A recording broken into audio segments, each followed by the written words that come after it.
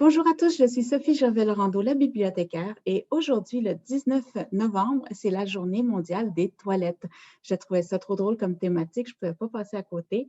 Je me suis dit, en quoi est-ce que ça concerne exactement la Journée mondiale des toilettes?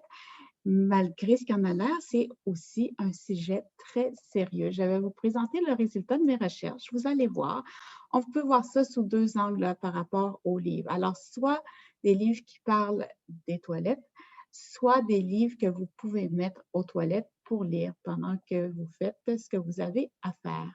Alors, voilà, la Journée mondiale des toilettes. En quoi l'honneur? Ben, c'est qu'il y a des millions de personnes, en fait, dans le monde qui n'ont toujours pas accès à des toilettes aujourd'hui. Alors, c'est pour ça que ça a été créé. Alors, c'est vraiment une urgence sanitaire dans de nombreux pays. Il y a une page Wikipédia sur les toilettes. Les Nations unies ont une page dédiée aux Journées mondiales des toilettes. Alors, ça explique pourquoi, d'où ça vient. Comme vous voyez, là, il y a des endroits où, s'il y en a, c'est vraiment insalubre. Il y a des endroits dans le monde où il n'y a pas de toilettes. Alors, voilà, Journée mondiale des toilettes et un sujet sérieux sur le Huffington Post. Vous pouvez aller lire l'article qui est intéressant. Ici, World Toilet Organization qui aide des pays dans le monde à avoir des toilettes. Le discours de François Ruffin, je ne sais pas si vous l'avez écouté, c'est sur les femmes de ménage de l'Assemblée nationale qui nettoient entre autres les toilettes. C'est vraiment intéressant comme discours. Moi, je vais le mettre sur mon article de blog qui va être jumelé à cette vidéo. Alors, vous pourrez le lire, mon article, sur le site labibliothécaire.com. Et cette vidéo va en faire partie aussi. Vous pourrez aller l'écouter. C'est vraiment intéressant ce qu'il avait à dire sur les femmes de ménage de l'Assemblée nationale en France. Chez Renaud Bré, il y a quand même plus d'une centaine de livres qui traitent des toilettes, souvent des jeux, des petits livres drôles, des livres de blagues pour lire aux toilettes. Moi, je vous invite à faire attention au choix des livres, à la texture des livres, au type de matériaux des livres. Si vous placez des livres dans la salle de bain, au Québec, pour ceux qui m'écouteraient de l'international, souvent la toilette est avec la baignoire. Les deux sont dans la même salle. Alors, quand on prend les douches, une douche, si on prend 20 minutes, une douche super chaude, ça peut abîmer les pages du livre. Alors, faites attention, prenez des livres qui sont surtout plastifiés, dont les pages sont plastifiées, ça va éviter de les abîmer à la longue. Si vous prenez des douches froides, bien là, il y a moins de risques déjà. Et idéalement, peut-être les mettre dans des tiroirs ou dans des petites bibliothèques fermées si vous avez l'espace dans votre salle de toilette ou dans votre salle de bain. Alors, des petits livres, il y en a qui préfèrent jouer sur leur téléphone cellulaire. Moi, je me dis, pourquoi pas lire à la place? Moi, je trouve ça agréable de lire. Alors, moi, ma préférence va pour les livres. Il y a aussi des thématiques aussi, comme ici, il y a des livres pour les enfants pour mettre dans le bain qui sont plastifiés. Mon premier livre de bain. Alors ça peut être intéressant pour les enfants. Il y a la thématique scatologique, bien entendu, qui peut aller avec les toilettes. Ce livre-là, ici, est vraiment très bien pour les enfants, Le Grand Voyage de M. Caca. Je vous invite à l'offrir si vous avez des jeunes enfants. Ils vont aimer ça. Et il y a celui-ci que je découvre, qui est l'aventure du caca, égout et gestion des eaux pour les adultes. Il a l'air très intéressant. Il vient d'aboutir dans ma pile à lire. Oui, et il a été publié très récemment, en 2020, cette année. Et avec la COVID, ça complique probablement les choses, la gestion des égouts, avec le virus qui doit s'y promener. Voilà. Et il y a le thème des flatulences aussi qu'on peut retrouver dans les livres.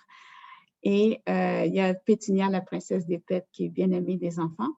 Chez Chapters, on peut retrouver aussi d'autres types de livres. On a des mangas sur Toilet Bound Hanako-kun. Je ne connaissais pas ce manga. Et il y a des livres aussi qu'on peut trouver sur de bricolage, de quoi faire avec des rouleaux de papier de toilette.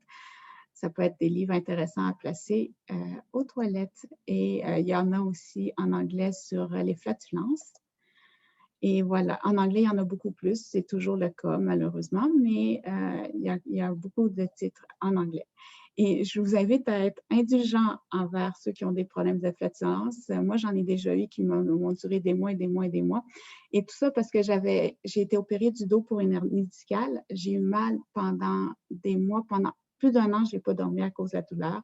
Le médecin m'a prescrit un médicament contre la douleur en me disant je te le prescris contre la douleur, mais tu ne vas pas aimer les effets secondaires. J'ai compris pourquoi. Alors, après des mois, j'ai dû trouver une autre solution parce que je me disais, là, c'est rendu une urgence sociale. J'ai arrêté les médicaments, la douleur a augmenté, mais j'ai trouvé le remède. Pour moi, ce qui m'a aidé le plus, c'est de faire de l'exercice. Et alors, l'exercice physique m'a beaucoup aidée. Je me suis inscrite, entre autres, au programme Beachbody. Je ne sais pas si vous le connaissez, mais c'est un programme en ligne vraiment génial. Alors, si vous étiez en salle de sport avant, que vous voulez continuer à faire des exercices, Beachbody, c'est vraiment une option très intéressante. Je pourrais vous en expliquer davantage. Vous pouvez me contacter à l'adresse email contact@labibliothécaire.com et je vous en parlerai avec plaisir de ce programme de Beachbody. Vous pouvez aussi aller voir des vidéos à ce sujet en ligne. C'est vraiment génial. Ça donne la motivation qu'il faut pour faire les exercices et je marche aussi 10 000 pas par jour. Alors, tous les exercices, ces exercices m'ont aidé à pour ainsi dire, ne plus avoir ces problèmes-là et de pouvoir, dans le fond, arrêter la médication contre la douleur. Il y a parmi les documents qui sont vraiment bien à mettre dans les salles de toilette, les magazines. Pourquoi? Parce qu'entre autres, ils sont plastifiés. Alors, en général, le papier est plus résistant que le papier de roman, par exemple. Je vous invite à ne pas mettre de roman parce que si les gens restent longtemps aux toilettes, ça va vous nuire à votre tour après ça. Alors, les magazines, c'est bien parce que ce sont des articles courts, des articles intéressants et le papier est en général fait plastifié, alors il est plus résistant pour l'eau.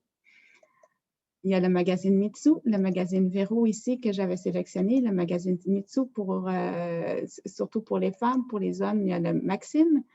Pour les enfants, il y en a beaucoup. Il y a les débrouillards, il y a des magazines de Bayard, Bayard Presse Jeune. Alors, il y a Bayard Presse pour les ados aussi. C'est toujours très, très, très intéressant. Il y a les J'aime lire qui font partie de Bayard. Je vous invite vraiment à regarder ça. Il y a Québec Science pour le Québec. Dans les magazines scientifiques, vous pouvez aller voir Québec Science. Il y a les magazines Spirou pour ceux qui aiment les bandes dessinées. À la Bibliothèque nationale, on retrouve beaucoup de livres, plus de 3000 résultats avec toilettes, dont des livres sur le design, des livres pour enfants, des livres pour adultes aussi. Avec le thème scatologique caca, ben là, c'est surtout pour les enfants, mais on a tout de même plus de 500 titres. Voilà. Et pour colon irritable, si vous avez des problèmes de flatulence, ça, c'est un bon thème si vous avez des magazines sur le sujet. C'est une bonne place pour les déposer à côté de la toilette dans la salle de bain. Alors, voilà, ce sont des suggestions. Je trouvais ça original comme journée, la Journée mondiale des toilettes. Et ne prenez jamais les livres pour faire de diagnostic, je l'ai déjà dit. Consultez un spécialiste, un médecin. Ne faites jamais d'autodiagnostic à partir des livres. Mais voilà, il y a de belles façons d'occuper son temps aux toilettes autres qu'avec les jeux vidéo sur son cellulaire. Et l'avantage des livres, c'est que c'est court, ça se lit vite. En général, les magazines encore plus. Et on en apprend beaucoup plus qu'avec les jeux cellulaires, à mon humble avis. Sur ce, n'hésitez pas à partager la vidéo à votre réseau. Si vous voulez en apprendre plus sur Beachbody, contactez-moi à l'adresse courriel, contact@labibliothécaire.com. Sur ce, à bientôt pour une autre émission.